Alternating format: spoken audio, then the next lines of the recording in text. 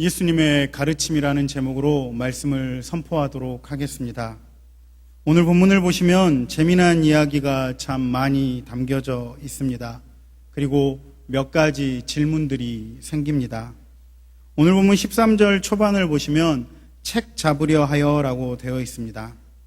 그들은 왜 예수님의 말씀을 아멘하지 않고 책 잡으려고 했을까요? 또 13절 후반을 보시면 바리새인과 헤롯 당원이 한편이 돼서 예수님께 오고 있습니다. 이것도 제가 볼 때는 좀 이상합니다. 어떻게 이 두 집단이 연합할 수 있었을까요?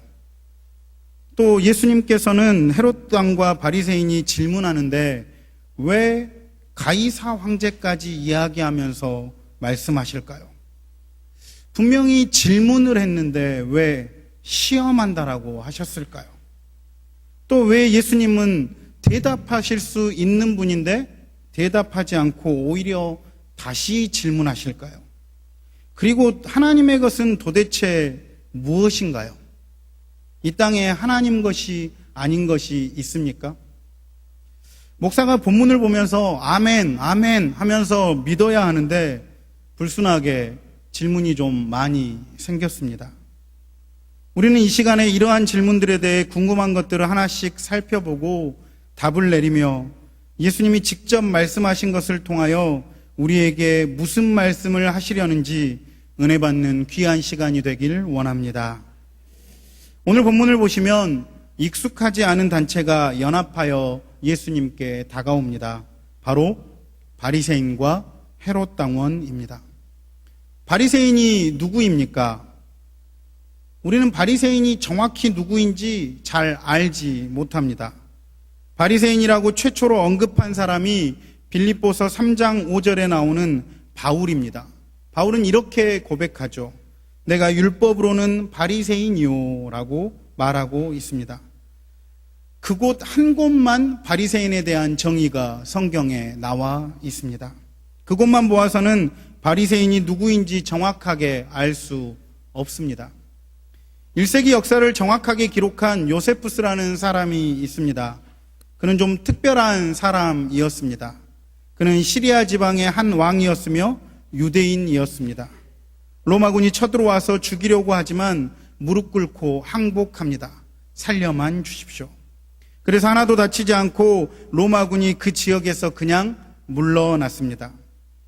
그 당시에 베스파시안이라는 로마의 장군이 그곳에 쳐들어왔는데 당신이 로마의 황제가 될 것입니다 라고 요세푸스가 애언을 하게 됩니다. 그런데 정말로 그렇게 황제가 되어서 요세푸스는 로마로 가서 베스파시안의 충신이 됩니다. 그리고 그는 역사를 기록합니다. 그 역사책 이름이 자기 이름을 따서 요세푸스라는 책입니다. 1세기를 연구할 때 꼭 읽어야 될 책입니다. 그 책에 바리새인에 대한 기록이 참 많이 있습니다. 바리새인의 공통점은 11조를 잘했고 농업에 종사하기도 하고 어업에도 종사하며 상업에도 종사했고 학자도 있었습니다. 하나의 그룹을 형성하고 있었는데 그들은 경건주의자였고 율법을 잘 지켰으며 또한 보수성이 강했기 때문에 국수적인 사람이 되어서 로마에 반대하는 로마의 골칫거리가 되었습니다. 그래서 이스라엘 땅에는 분봉왕 헤롯 왕뿐만 아니라 빌라도 총독 같은 사람도 다스리게 되었던 것입니다. 바리새인은 이런 사람들입니다.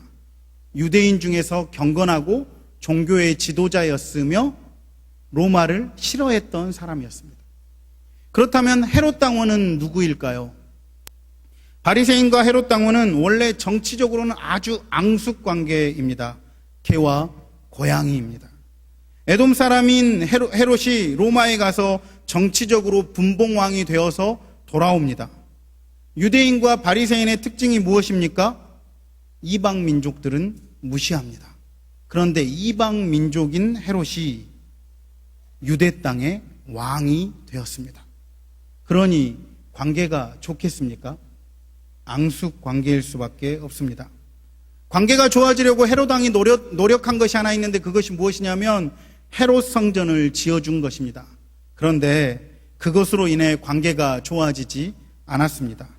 두 단체는 이스라엘 땅 안에서 영원한 견원지간이었습니다. 그런데 이 두 단체가 유일하게 힘을 합치는 일이 일어나는데 누구 때문입니까? 예수님 때문입니다. 역시 예수님입니다. 원수까지도 하나 되게 하시는 힘이 있으신 분이십니다. 예수님은 하나 되게 하시는 줄 믿습니다. 예수님께 대항하기 위해서, 아니 정확하게 표현하자면 예수님을 죽이기 위해서 힘을 합쳐 두 단체, 바리새인과 헤롯 당이 예수님 앞으로 옵니다. 왜 그랬을까요? 예수님이 위험한 인물이라 생각되어 예수님을 죽이기 위해서입니다. 그들이 예수님을 불편하게 생각했던 이유는 손 마른 사람 고친 일에서 시작됩니다. 그 이유는 안식일에 고쳤기 때문입니다. 안식일에는 예배만 드리고 아무것도 하면 안 되는데 손 마른 자를 고쳤다고 예수님을 미워하기 시작하고 불편해하기 시작합니다. 마가복음 3장 6절 말씀입니다. 바리새인들이 나가서 곧 헤롯 당과 함께 어떻게 하여 예수를 죽일까 의논하니라. 이때부터 예수님을 죽이기 위해서 의논하기 시작합니다.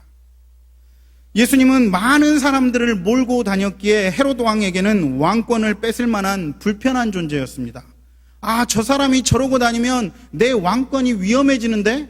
아니, 사람들에게 밥을 주고 사람을 고치는 저 사람이 왕이 된다고 하면 나는 쫓겨날 것 아닌가? 개인의 욕심이 있었습니다.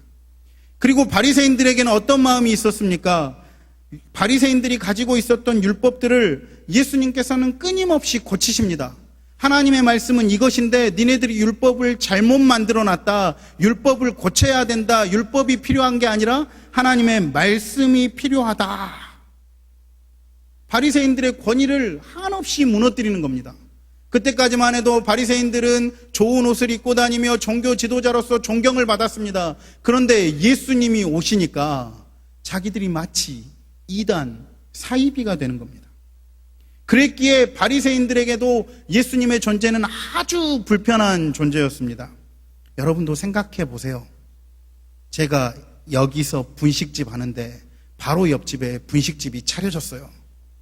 성가셔요? 안 성가셔요? 죽일까 의논합니까? 안 합니까? 그랬기에 예수님을 죽이려는 음모가 시작됩니다. 바리새인은 예수님을 유대의 율법을 지키지 않는다고 여론을 몰아갈 수는 있습니다. 야, 예수님이란 사람도 율법을 지켜야 되는데 율법을 안 지킨다 하면서 저 사람 가짜야라고 여론을 몰 수는 있습니다. 그런데 죽일 수는 없습니다. 죽일 수 있는 단체는 어디입니까? 정치적 집단인 헤롯 왕 집단인 것이죠. 그래서 예수님을 죽이기 위해 둘이서 야합하는 겁니다. 이 두 단체는 예수님의 특별한 죄목을 만들려고 하는 것이죠. 사랑하는 성도 여러분, 지금까지만 살펴보아도 오늘 본문이 굉장히 특이한 본문이라는 것을 인식하실 것입니다. 그리고 14절 말씀입니다. 우리 14절 말씀 다 같이 한 목소리로 읽어보겠습니다. 시작. 와서 이르되 선생님이여 참되시고 아무도 꺼리는 일이 없으시니 이는 사람을 외모로 보지 않고 오직 진리로서 하나님의 도를 가르치심이니이다. 가이사에게 세금을 바치는 것이 옳으니까 옳지 아니까. 아멘. 예수님께 묻습니다. 그런데 이들이 먼저 칭찬부터 합니다. 1세기 유대 지역의 사람에게 참되다라고 말하는 것은 굉장히 특별한 용어입니다. 랍비에게만 사용되던 말이었습니다. 율법 해석이 정확한 사람에게만 참된 선지자라고 불렀습니다. 당시 일반적인 평판이, 예수님에 대한 평판이 이랬습니다. 그러나 그들은 이빠른 아첨을 하는 것이죠. 일단 칭찬을 합니다. 그리고 마음을 풀게 하죠. 그리고 나서 진짜 말을 합니다. 그리고 이렇게 묻습니다. 14절 후반과 15절 초반입니다. 가이사에게 세금을 바쳐야 합니까? 말아야 합니까? 여러분 재밌지 않습니까? 왜 세금 문제를 예수님께 물을까요? 예수님이 세무사도 아닌데, 그냥 율법을 해석한 참된 선지자인데 왜 세금 문제를 예수님께 물을까요? 실제로 예수님은 이 대답 때문에 십자가에 못 박혀 죽으십니다. 여기서 세금이 헬라어로 센서스인데 인두세입니다.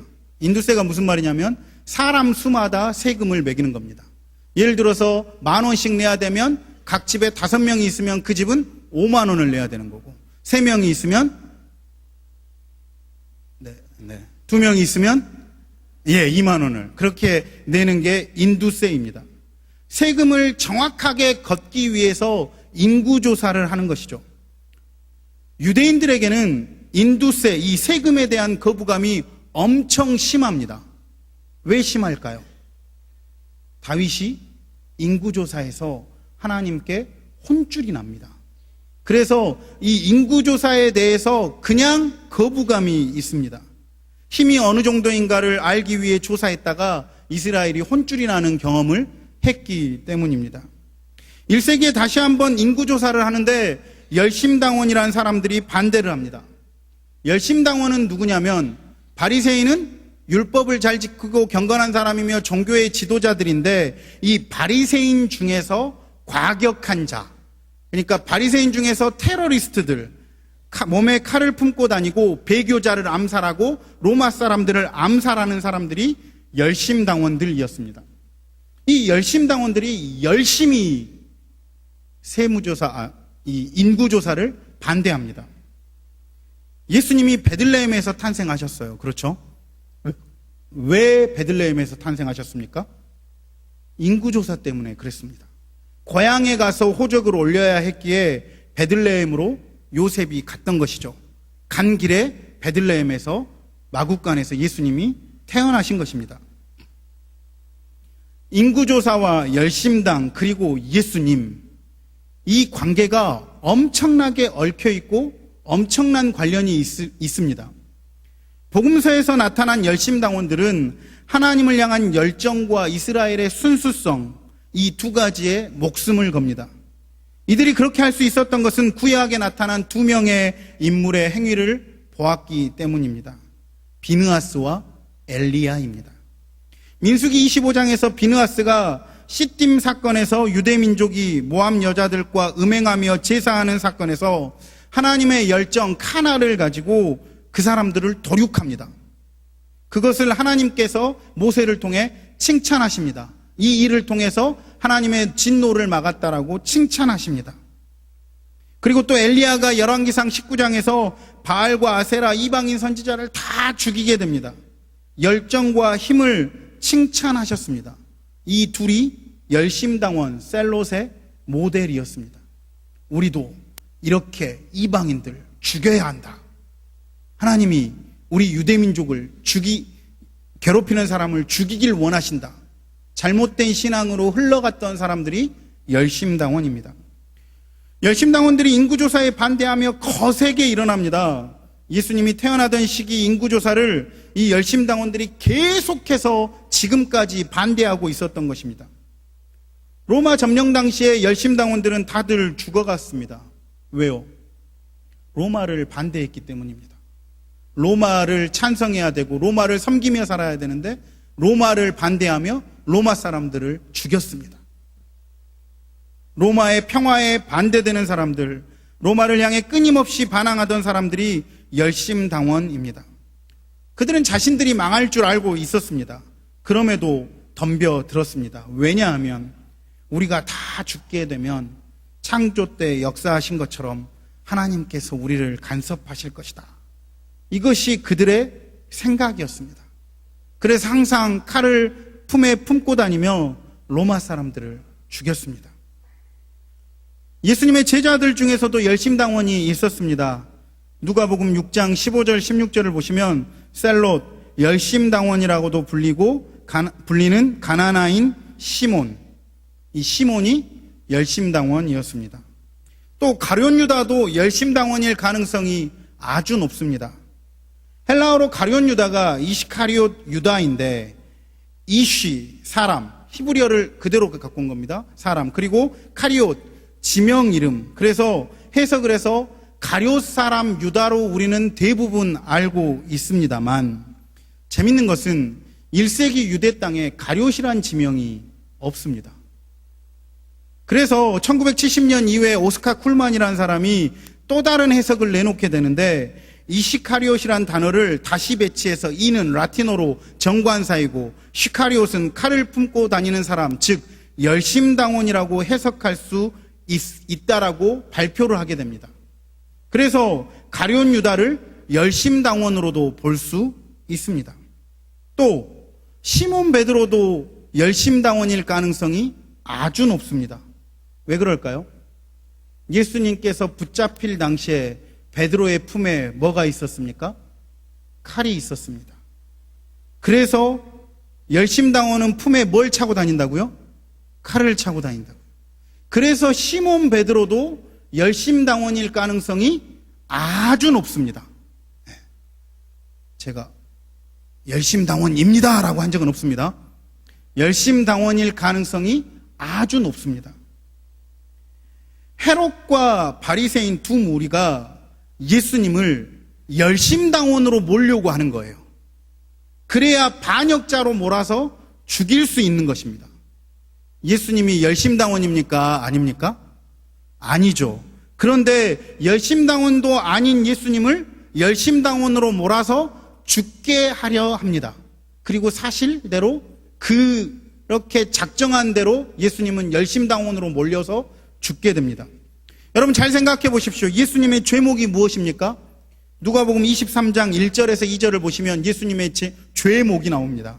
뭐라고 되어 있냐면, 무리가 다 일어나 예수를 빌라도에게 끌고 가서 고발하여 이르되, 우리가 이 사람을 보매 우리 백성을 미혹하고 가이사에게 세금 바치는 것을 금하며 자칭 왕 그리스도라 하더이다 하니. 죄목 첫 번째, 백성을 미혹했습니다. 두 번째, 가이사에게 세금을 바치는 것을 반대했습니다. 세 번째, 스스로 왕이라고 칭했습니다.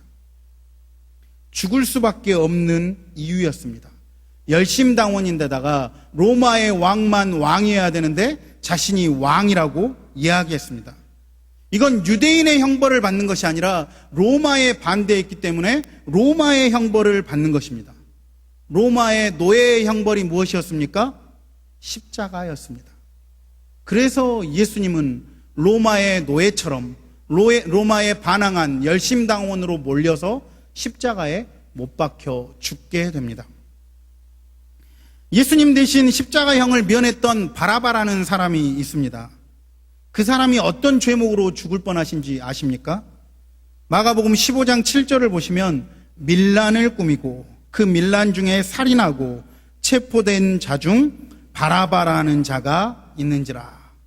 밀란을 꾸미고 그 밀란 중에 살인하고 체포된 자, 반역자.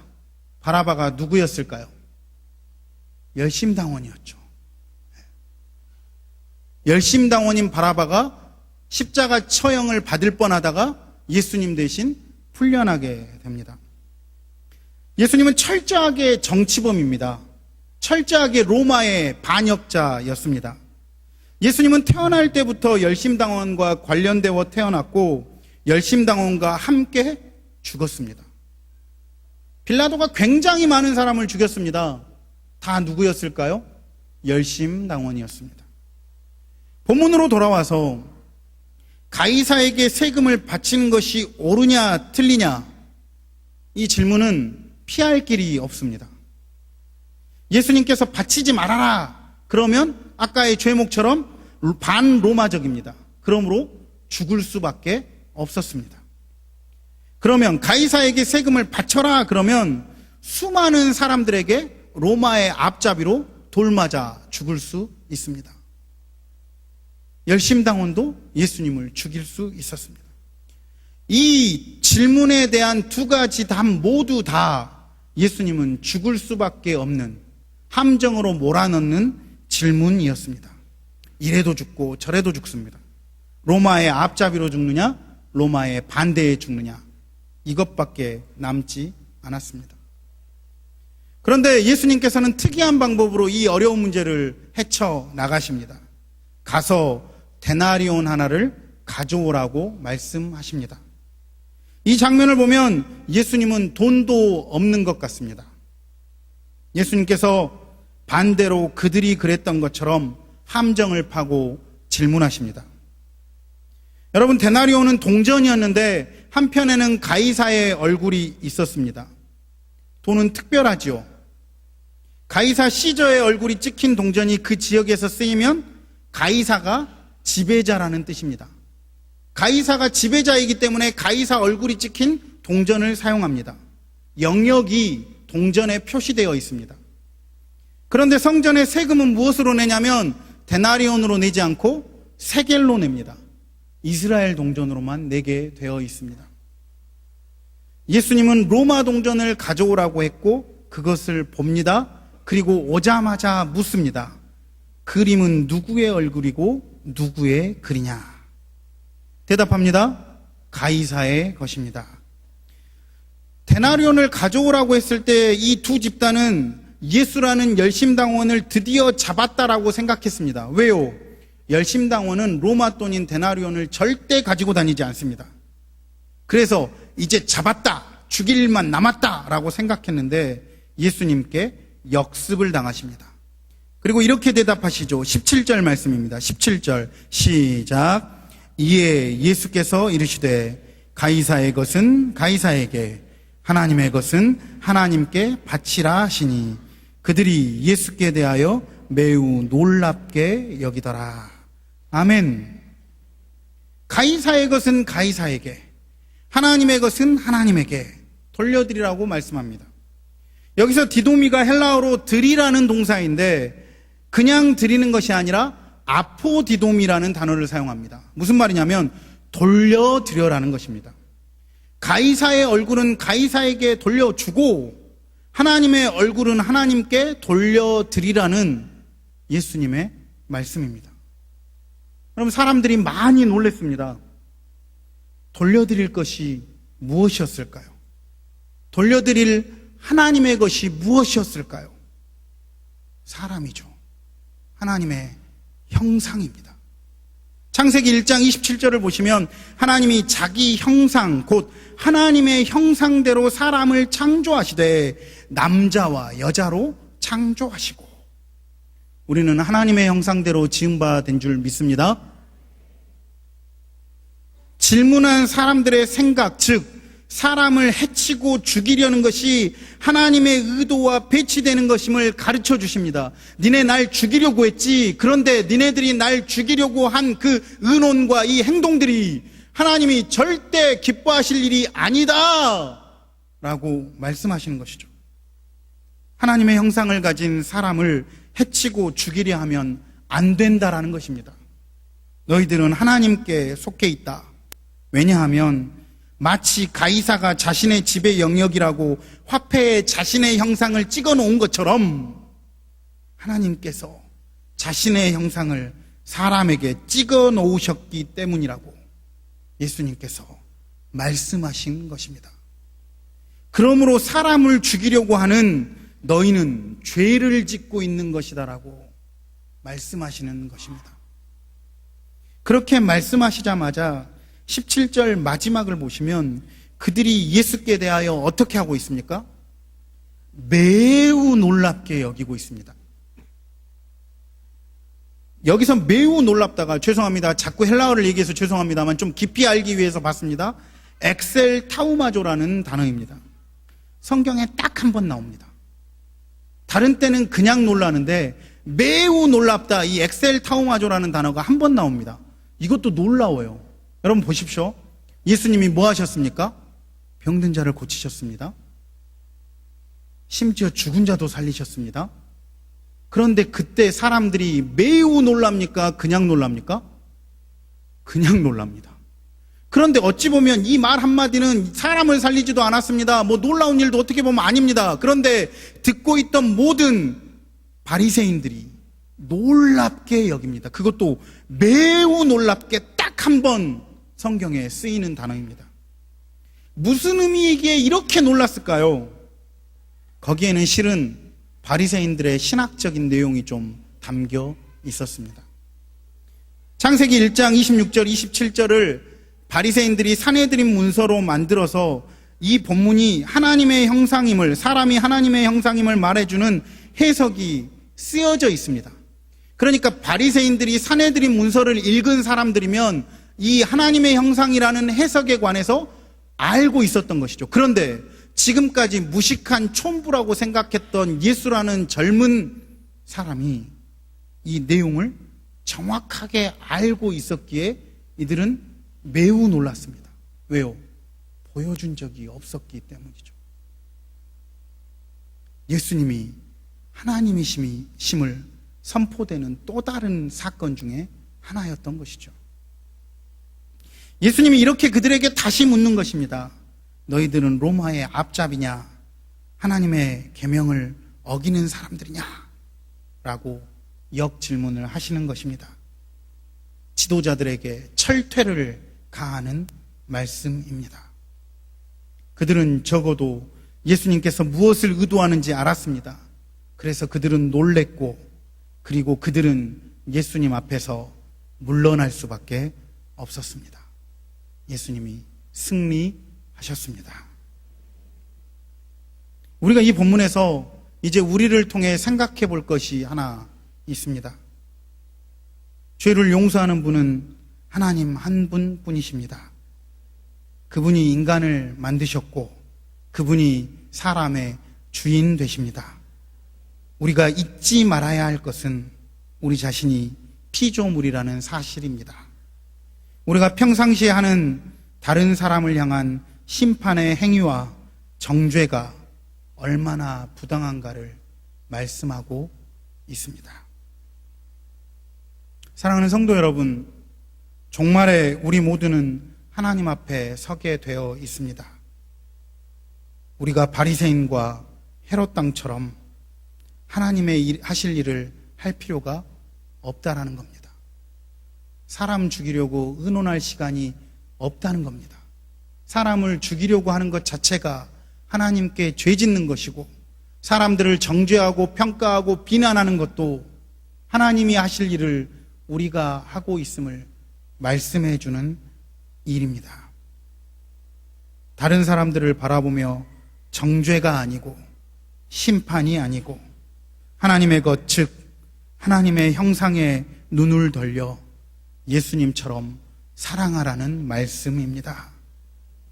예수님처럼 이웃들을 사랑하고 용서하고 나 자신을 용서하며 주변 사람들을 용서하고 소금과 빛이 되어 이웃들을 사랑하라는 주님의 말씀입니다.